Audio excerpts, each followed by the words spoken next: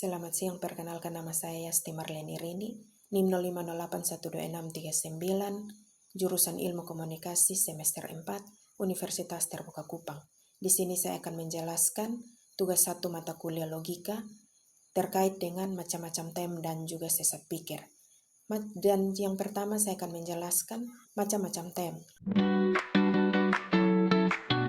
Macam-macam tem terbagi dalam 3 bagian. Yang pertama, tem berdasarkan konotasi. Secara garis besar, konotasi tem dapat dibedakan antara lingkungan hakikat dan juga lingkungan sifat. Yang pertama, lingkungan hakikat, yaitu tem yang mempunyai persamaan satuan dalam satu makna tanpa adanya perbedaan tingkatan menurut hakikatnya.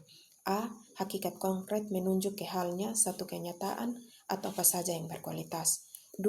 Hakikat abstrak menyatakan suatu kualitas yang tidak bereksistensi tertentu atau kualitas yang terlepas dari eksistensi, misalnya kemanusiaan dan juga kebenaran. Yang kedua, lingkungan sifat, yaitu tem yang di dalam halnya itu ada perbedaan tingkatan. Misalnya berbadan. Arti yang digunakan dalam tem ini terdapat suatu perbedaan kekuatan dan juga kelemahan.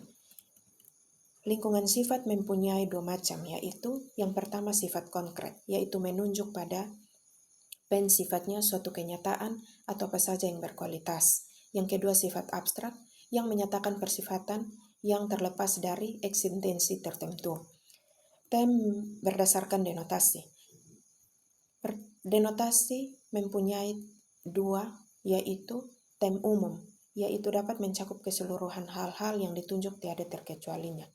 Yang pertama universal, sifat umum yang berlaku di dalamnya tidak terbatas oleh ruang dan waktu.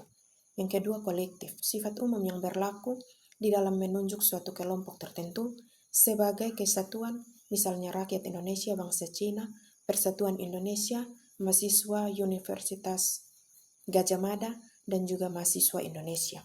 Tem khusus, yaitu hanya menunjuk sebagian dari keseluruhan sekurang-kurangnya.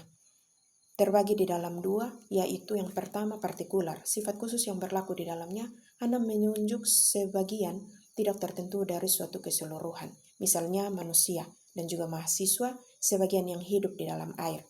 Singular, sifat khusus yang berlaku di dalamnya hanya menunjuk pada satu pertama Republik Indonesia, seorang proklamator yang menjadi presiden.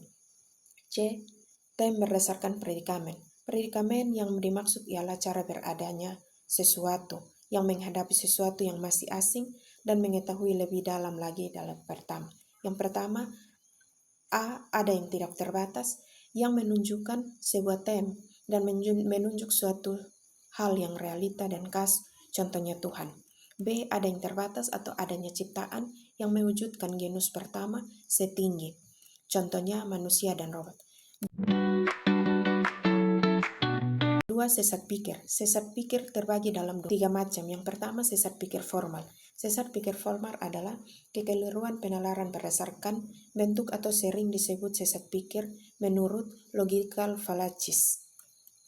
Sesat pikir verbal. Sesat pikir verbal adalah kekeliruan penalaran berdasarkan kata-kata, yakni bertalian dengan penggunaan yang salah atau kemaknaan dari sesuatu kata yang dikenal juga sebagai sesat pikir arti kata semantik fallacies.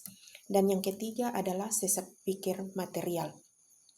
Sesat pikir material adalah penalaran kekeliruan berdasarkan isi, yaitu menyangkut kenyataan-kenyataan yang sengaja atau tidak sengaja disesatkan. Demikian penjelasan dari saya terkait materi tem dan juga sesat pikir. Semoga bermanfaat. Terima kasih.